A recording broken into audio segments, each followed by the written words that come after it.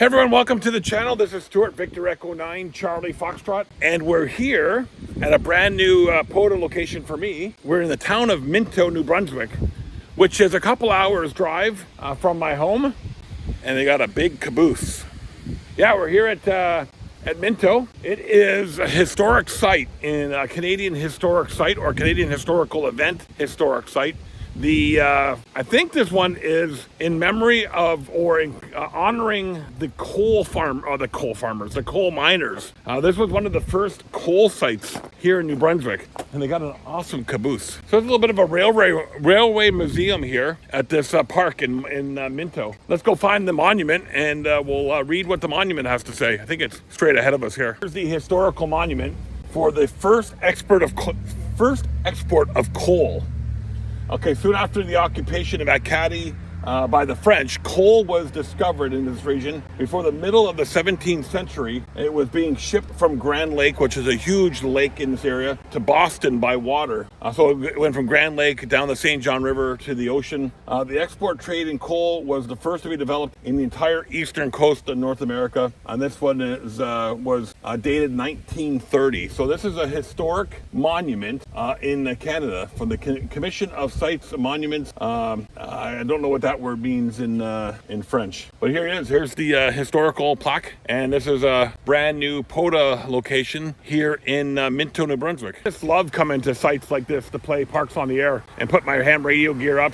So these are here to learn so much from these areas. So this is the municipality of Grand Lake. So Minto is part of the municipality of Grand Lake. In New Brunswick, they've taken a lot of communities and just blended them all together. So like where we live in St. Antoine, it's now Champ d'Or, which includes Notre Dame, St. Antoine, St. Marie. Turn left. Oh, my directions are still on. This plaque here is in memory of Vernon Betts and Thomas Glant, who lost their lives in a vain attempt to rescue 3 children in 1932.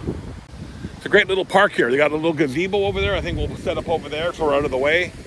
It's in the middle of town, so I'm wondering what the RF noise is going to be like, but we'll see. We'll get set up here and see if there's any RF interference. But yeah, there's a little gazebo here so we can get out of the elements here.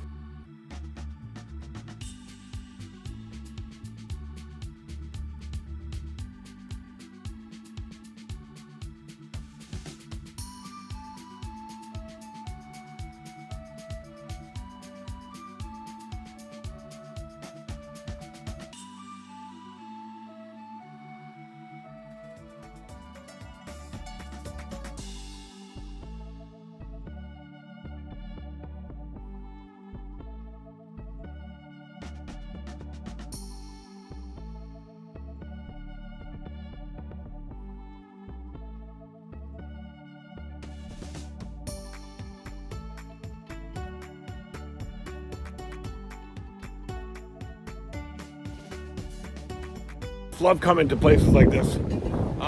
You just learn so much. It's September 21st today, and it is getting chilly now. We had a low of 4 degrees last night, so there's gonna be no mosquitoes. I think we're supposed to get a high of 16, but yeah, there'll be no mosquitoes. So we have a frost advisory for tonight. So we'll see. We'll see. That should kill off all the mosquitoes so we can go to some of the locations there that we like to go to that are usually mosquito infested in the summer, because they should all be killed off. Okay, we're going to get our gear out here and get set up and play some radio. Time to put on the old fall jacket. It's the last day of, I think it's the last day of summer today. The 21st, maybe tomorrow's the first day of fall. Anyway, we have some modifications to our POTA Performer. I'll tell you the story once I get it set up here. Anyway, we made some modifications to the setup for the POTA Performer. Last night I was doing some testing with the Mad Dog coils, and I put the 25-foot whip on, and it was just too heavy for the current setup I had. So I had to modify it. So I had to take off this orange piece here at the bottom so it could fit into the tripod. Now it fits in nicely into the tripod, so I don't have to have that T connector from the buddy pole on anymore to screw to the base. It just goes right into the tripod. So a nice little accidental discovery there. So works all good. Yeah, so that makes the POTA Performer a little bit more stable. Because you remember in my other videos, it was kind of flopping a little bit, but that should work nicely. Okay, here we are, everyone. We're all set up. We're going to run the amplifier today with the POTA Performer. We're going to start off on 20 meters and just see what happens, and we can change it later. We'll see how the POTA Performer performs. The noise level here is just kind of kissing just above 1, so it's not terrible. All right, it's a little chilly this morning, 12 degrees Celsius. Fall is in the air, folks. Fall is in the air. Let's get we're using Rural Radio League to log in today. So I'm just giving it a test and see what it can do. CQ, parks on the air. Victor Echo 9, Charlie Foxtrot, parks on the air. Kilo Quebec 4, Whiskey Sugar Tango, 5 and 9. Thank you, 7-3, Victor Echo 9, Charlie Foxtrot, parks on the air. Alpha Delta 2, Charlie Delta, 5 and 9. 7-3, thank you, Victor Echo 9, Charlie Foxtrot, parks on the air. All right, so we got the park activated on 20. It was rough. 20 meters, not good shape right now. And we're going to drop down to 15. The nice thing about the way it's set up now, I don't have to reach out too high to bring down the element. So easier to switch bands. So we're going to go on to 15 and see what we can do on 15 meters. The DX cluster looks pretty promising. Okay, we're going to try 15 and see what we can do on 15. Is this frequency in use? Is this frequency in use?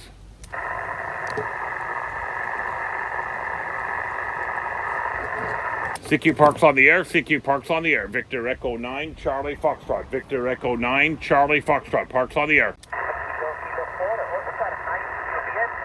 Kilo 4, Oscar Mike Juliet, 5 and 9. 73, thank you. Victor Echo 9, Charlie Foxtrot, parks on the air. Oh, it's tough today. CQ parks on the air. Victor Echo 9, Charlie Foxtrot, parks on the air. Well, sometimes you got to fall back on digital. The SSB wasn't doing a great job for us today, so we're going to make some contacts on digital for an hour or so, then we'll go back to SSB and try it again. The band reports are supposed to be pretty good, so I'm not sure why we're having some difficulties here, but we are having some challenging reception here. People are hearing us, just that we're not hearing them. A little bit there's noise. There's noise, but it's not registering on the S meter. So I guess we're thinking, I wonder if the S meter on here, I don't know. The FT-891s have a wonky S meter sometimes, folks. So here we are in Minto, New Brunswick. Since we're doing some digital FT4 right now on 15 meters, I thought I'll give you a little bit of the backstory about this great little town here. Up until 2023, when all the kind of villages and towns amalgamated into bigger areas, now this is part of Grand Lake, the village of Grand Lake. Minto itself was said to have taken its name in 1904 upon the retirement of Canada's 8th Governor General, the Earl of Minto. And the story remains that the village adopted its name from the local Minto Hotel. This is from the St. John Daily Sun of 1903. Now, Minto sits on the north shore of Grand Lake, which is a huge lake here in New Brunswick. And it's started in the Grand Lake coal mining industry in the 1630s when French Acadian settlers learned about surface deposits of coal in the Coal Creek area, now which is known as Chipman, New Brunswick. And the French used coal in their fort at the mouth of the St. John River. In 1639, the British started selling coal in Boston. We talked about that earlier in the video, or to Boston. And now this place is officially a historic event in the Historic Sites and Monuments Board of Canada. That's why we're here playing ham radio. During the recession and the Great Depression, Minto was protected from most of the effects of the economic downturn because of the profitability in the coal market at the time. The coal mines brought lots of financial prosperity to the community in the early 1900s. By the late 1930s, it turned into a very profitable venture for entrepreneurs and industrialists. Early in Minto's coal mining exploits, landowners were permitted to mine under their own land without obtaining a license from the Crown and foregoing any royalties, which that ended in 1915.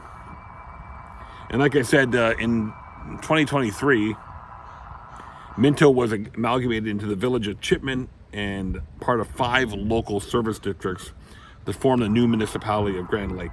All right, we're going to try 10. 10. I'm hearing signals on 10. I don't know how well we're doing, but we'll see what we can do. It's not as busy as it was, this time last year. So we made a few contacts on sideband on 20 meters and 10. The bands are just brutal on voice. Like people say they can hear me, no problem. I can't hear them at all. But I'm switched back over to digital. We're going to do some FT-8 to finish up the last hour here, and we'll pack up at 3 o'clock and head home. Still, with the bands being crappy, it's still better than.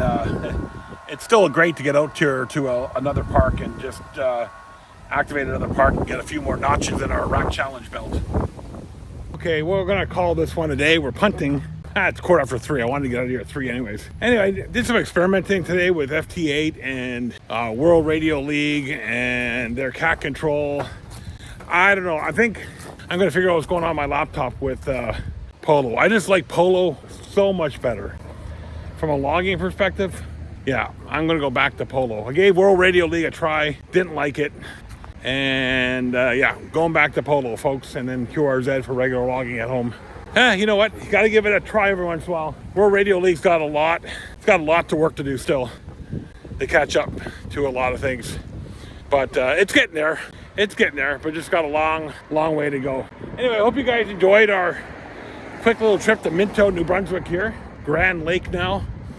To our historical site here, honoring the first coal exports in Canada. I don't know if we'll ever come back to this one. Hard to say. It's these ones that are a couple hours away, they're usually like a one and done for me. It's activated, and that's all I can say. We're done here. It's in the books. Hard to say if I'll be back from this historic site here for the first export of coal on the Canadian National or Canadian Historical Event historic site. I'm Stuart, Victor Echo 9, Charlie Foxtrot. We'll see you guys in our next video, wherever that'll be from. Sometimes you get some good ones, and sometimes you get some crappy ones, and this is one of those crappy ones. See you later, everyone. I wonder if this thing was the source of my headaches today. It was only about 10 feet away from my picnic table where I was sitting. I wonder.